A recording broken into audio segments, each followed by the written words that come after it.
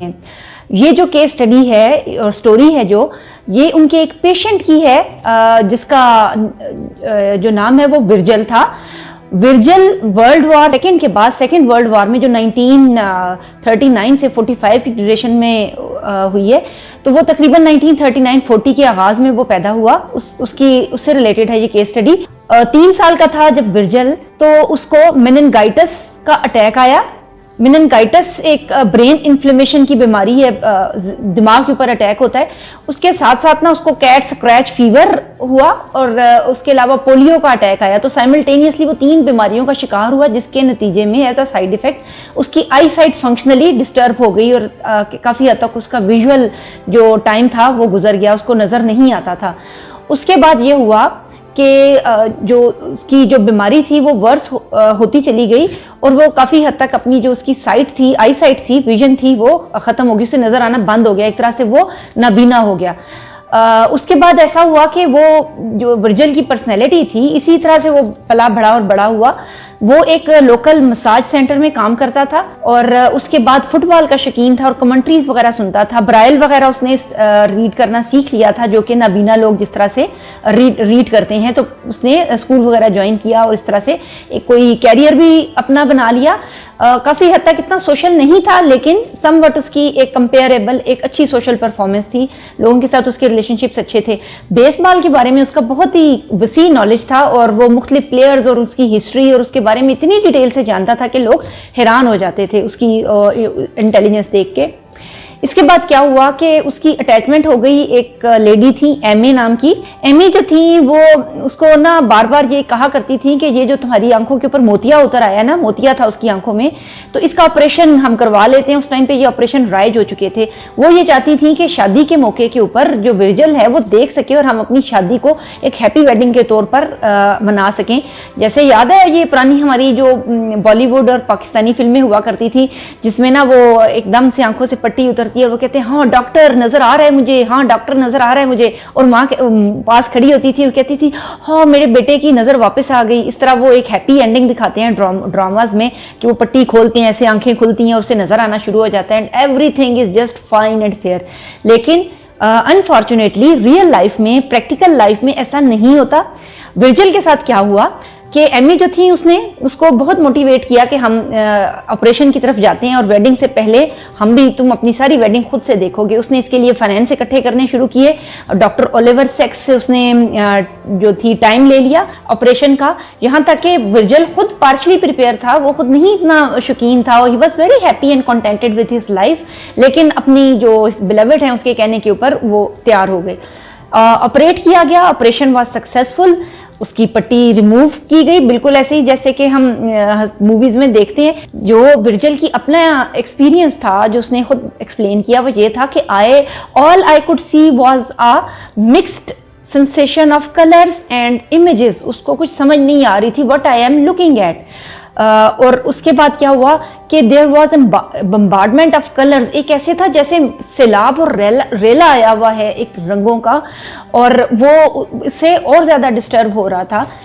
यहाँ तक कि वो उन रंगों के साथ और उस नई विजन के साथ कंफर्टेबल ना रहा। वो चीज़ों को रिकग्नाइज नहीं कर पाता था, फेशियल एक्सप्रेशंस नहीं देख पाता था, और मुख्तलिफ जिस तरह हम शक्ल देखते हैं ना किसी की, तो हमें पता है ये अहमद है, ये उसका भाई मुजीब है, ये मुजीब का भाई तंजीम है, ये हम सब के नाम पहचानते हैं, चाहे उनकी शक्लें कितनी मिक्स क्यों ना होने वाली हो, तो हम डिटेल्स से आगाह होते हैं। तो he was unable to know the detailed facial expression of the people के ये कौन से। यहाँ तक कि he was unable to recognise Amy जो उसकी बिलवेड थी।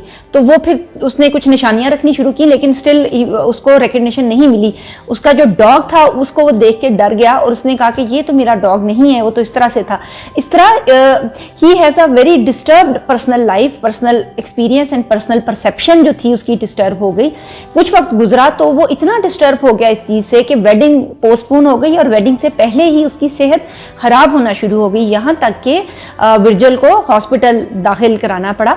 तो इस तरह जो 45 ईयर्स की लॉन्ग ब्लाइंडनेस टाइम पीरियड था जब वो गुजरा, और इन दी एंड जब उसका ऑपरेशन हुआ हुआ तो कुछ ही दिनों में वो दोबारा हॉस्पिटल चला गया। उसको निमोनिया का अटैक हुआ हॉस्पिटल में ही, और उसके नतीजे में उसने ये दावा किया कि मुझे नजर आना खत्म हो गया है। फंक्शनल ब्लाइंडनेस का वो उसने कहा कि मैं पार्शियल ब्लाइंडनेस का शिकार हो गया हूँ, यानी मुझे कुछ नजर आ रहा है, ऐसे अंधेरा अंधेरा है, सही चीजें नजर नहीं आ रही हैं।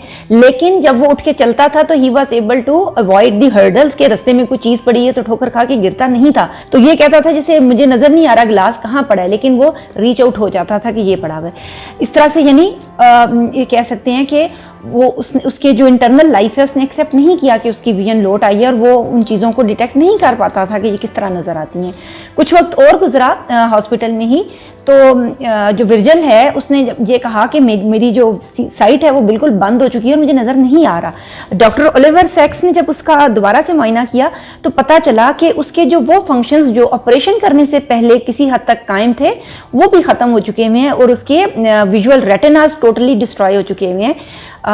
ओलिवर सैक्स ने इसकी 3 एक्सप्लेनेशन, 3 फैक्टर्स ड्रॉ किए। नंबर 1 फैक्टर तो ये था कि may be the retinas at the end of the eye, जो विजन के रिसेप्टर्स हैं वो वाकईतन डैमेज हो चुके हैं।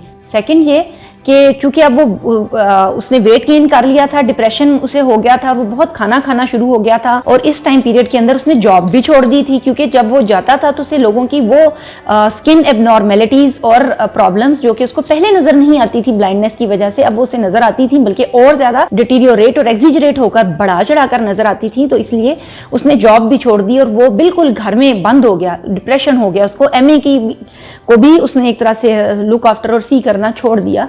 तो इस तरह से डॉक्टर ओलिवर सैक्स ने ये कहा कि शायद ओबेसिटी कैन भी ये प्रॉब्लम, कि उसकी वजह से जो उसकी विजन है वो डैमेज हुई है।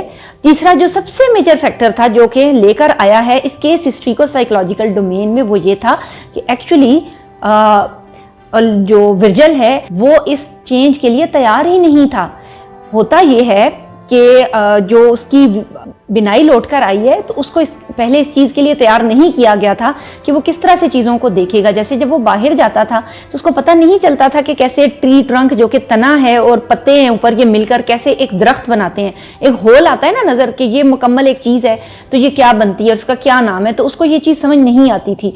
इस तरह से उसकी जो सारी परसेप्शन है, चूँकि वो किसी और तरीके से ड्रॉ हुई थी, तो उसके ब्रेन के पास कोई प्रीवियस एक्सपीरियंस नहीं था जहाँ से वो इंफॉर्मेशन सीख करता। तो ये सबसे जो साइकोलॉजिकल फैक्टर था एक्सेप्टेंस का, वो सबसे मेजर फैक्टर था ओलिवर सैक्स की स्टडी के अंदर। यहाँ से आगाज होता है बहुत सारी चीज़ों में, स्पेशली जब कोई चेंज वाक़या होने वाला होता है किसी भी पर्सन की लाइफ में, तो ज़रूरी है कि उसको जज्बाती तौर पर और नफ्सियाती तौर पर उस तब्दीली के लिए तैयार किया जाए, मुख्तलिफ हवालों से उसको तैयारी दी जाए। जैसा कि हमारे यहाँ इवन मदरहुड पीरियड है, जब पहली दफ़ा बच्चियाँ माएँ बनती हैं तो उनको कोई इन्फॉर्मेशन नहीं दी जाती कि ये चेंज उनके लिए कैसे हैप्पी होगा। हम बस अंडरस्टैंड कर लेते हैं कि motherhood is a happy time या parenthood is a happy time, तो वो उसके अंदर जो चैलेंजेस हैं या डिप्रेशन है उसके साथ रिलेटेड, वो उसके ऊपर हम बच्चों को तैयार नहीं करते हैं। इसी तरह से ऑपरेशन या इस किस्म की सर्जरीज जिसमें कोई चेंज रोनमा होने वाला है, तो ज़रूरी है कि उनको पहले से उस चीज़ के लिए तैयार किया जाए। होता यह है कि हमारा जो ब्रेन है इसके पास प्रीवियसली जब हम पैदा होते हैं तब से ही वो उसका एक क्रिटिकल टाइम पीरियड है कि हमारा ब्रेन उस टाइम पे बाहर से जो इन्फॉर्मेशन है ना, सेंसरी इन्फॉर्मेशन, जितनी ये हमारी गिरदोनवा पे आवाज़ें आ रही हैं, चीज़ें आ रही हैं, हम उससे मीनिंग ड्रॉ करना शुरू कर देते हैं। जब ब्रेन के पास पुरानी स्टोर्ड इन्फॉर्मेशन नहीं होती है तो जब नई इन्फॉर्मेशन आती है तो उसको कुछ समझ नहीं आती, वो कंफ्यूज हो जाता है, वो परेशान हो जाता है और घबरा जाता है कि ये क्या चीज़ है, उसे कैसे इंटरप्रेट करूँ।